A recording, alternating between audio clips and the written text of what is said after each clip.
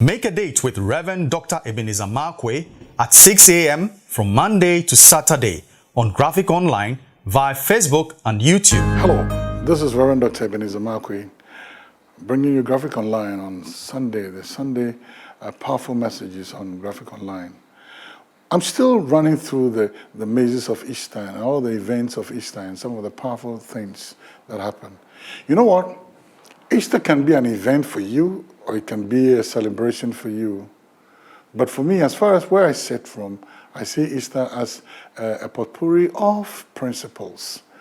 I see Easter as a whole mixture of principles that those principles are life-changing principles. And that's what Easter is all about for me. I know he died, that's true. I know he rose up from the dead, that's true. What benefit is of it to me? What's my benefit? What does it matter to me? It matters most.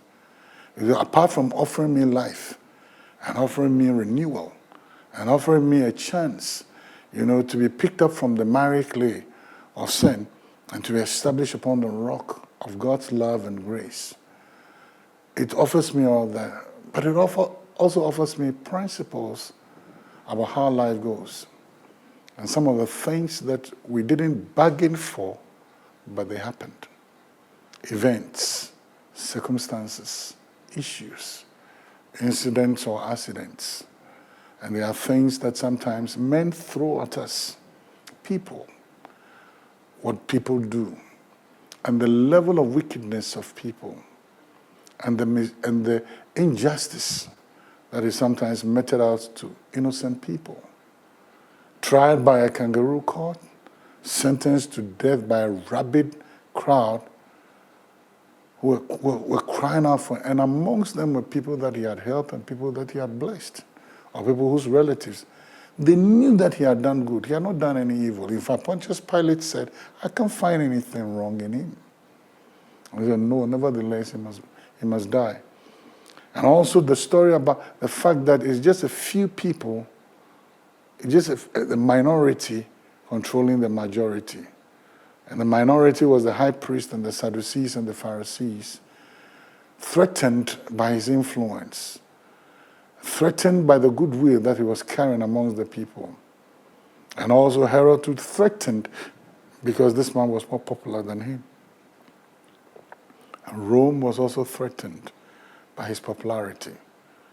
He didn't lift up a sword, he didn't pick up a spear, he didn't pull up a knife, but his words were more than swords, and his words were more than spears, and his words and his acts were more than any armament or any military machinery they could. His weapon was a weapon of love. His weapon was a weapon of goodwill towards all men. His weapon was the price for his destiny was his blood, and the price was he shedding his blood to pay for our sins. And then comes an issue. With all these things that have happened, there's a challenge that I have. Still in John chapter 20, verse 26 to 29. In John chapter 20, verse 26 to 29, I like to capture my thoughts with the words, hurt no more.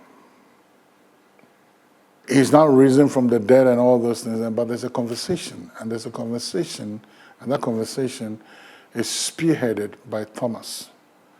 Everybody's talking about the fact that he's resurrected from the dead and all that. But then Thomas throws up a bombshell in the midst of it. He said, look, you guys, I just want a scientific proof.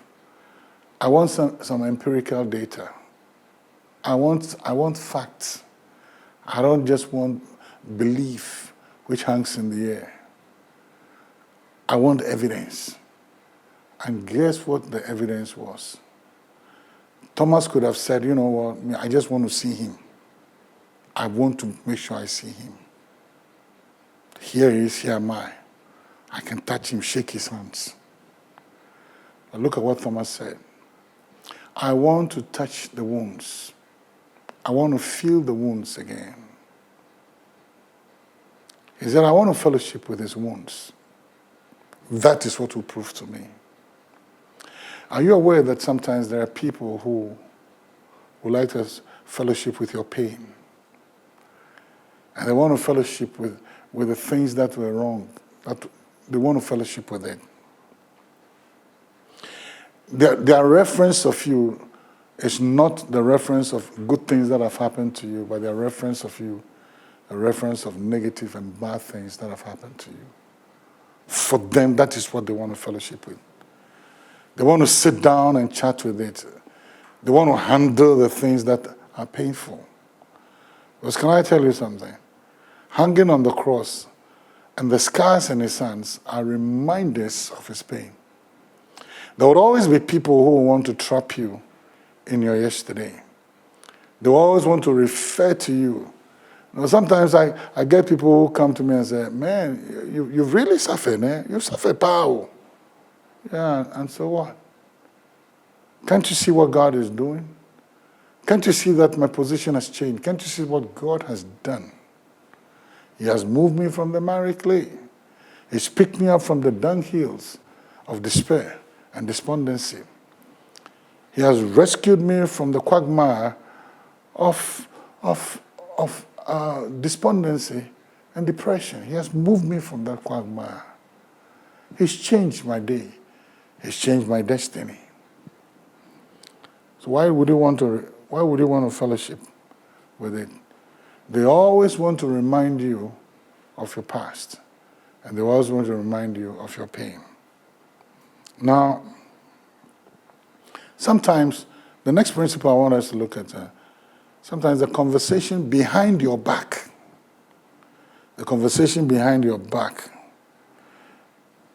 they may not dare to bring it up in front of you, but the conversation behind your back. Look at the conversation behind the back of Jesus. He's risen, he's not risen. But me, I want to know, I want to touch that. Behind his back. Are you aware that sometimes people will come and sit with you, in sympathy and all those things, but behind your back, the conversation is fellowshipping around your pain. The conversation is fellowship around the things that made you uncomfortable. The conversations around the things that brought you despair and despondency and depression. That's what they like to fellowship around. You know, Jesus made a statement. He said, where the carcass is, that's where the vultures gather. There are people who would always like to visit the dunghills of human misfortunes. They would like to fellowship around that place. For them, good news about you is no news. Bad news about you is news. I was told something by somebody said that they said, he asked the person, why is it that, journalist, why is it that you don't report good things that happened to somebody? You know, somebody was healed, why don't you? He said, no, that's news everybody knows. But the bad ones is that which sells. Guess what? Some people would like to fellowship around your pain. And every time they meet with you, they would like to take you back to memory lane of your pain. Now the next principle I'd like us to look at, which is also very interesting. Now God had raised Jesus from the dead, but the scars were there. He was raised from the dead, but the scars were still there.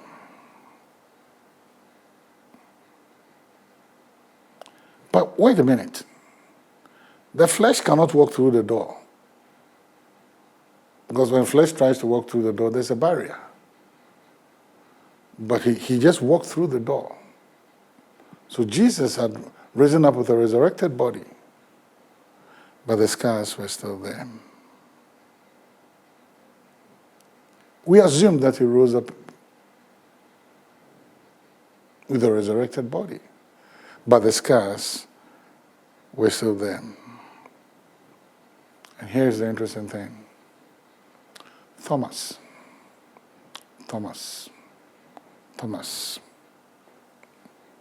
He said, I doubt this victory. I doubt this victory. I want to see I want to feel. I want to touch. I doubt the victory. This victory is not real. I want to touch it. And then he said, look at what he said. Until I put my hands in those scars, I want to touch the wounds. I am not going to take this victory. Now, here's the interesting thing. Now, Jesus then comes and says to Thomas, okay, you touch it. You do what you want to do with it. I'm not afraid to show it to you. I'm not shy. It's a mark of disgrace because I was hanging on a cross. But you want to fellowship with it? Come fellowship with it. And guess what? When Thomas touched it, Jesus never said, ouch. God had done a work in Jesus in such a way that even when they touched the wounds didn't hurt anymore. The scars never hurt anymore. Sometimes we go through certain experiences and we go through things that scars us, that brings hurt, that brings pain, that brings great discomfort. And I want to let you know this. You will never know that you are healed until when they touch it, when the issue is brought, it doesn't bring up emotions of pain. You never say ouch to it anymore. But for you, it is a principle that others will learn from. So now it is no more ouch. But here is something that you need to learn from. So I'm willing to talk about it, but there's no more pain. My memories are not memories of pain, but rather my thinking, I'm thinking of what God has done through grace. And here's the last principle. Immediately Thomas touched it, he bowed. He bowed. You know, they will bow and they'll be intimidated by what God has done for you. They saw you walk through it. They talked about it. They fellowshiped with it. But once God gives you the victory, they will talk about it, but they will bow. One way or the other, God will cause them to come to their knees. God will bring them down on their knees in reverence, in awe, in admiration, in praise, and then even encouraging themselves that they can also walk through the valley of the shadow of death, and God will deliver them. So there are things in your past that sometimes the memories will bring pain and us. No. You need healing. And the only way you will know that you're truly recovered or healed is when they bring it up. It doesn't emote pain anymore. It doesn't bring the depression. It doesn't make you uncomfortable. But you can talk about it as a testimony of what grace can do. Hurt no more. Hurt no more. See you later. Please visit our website graphic.com.gh or follow us on Facebook at Daily Graphic and on YouTube and Twitter at GraphicGH. Subscribe now.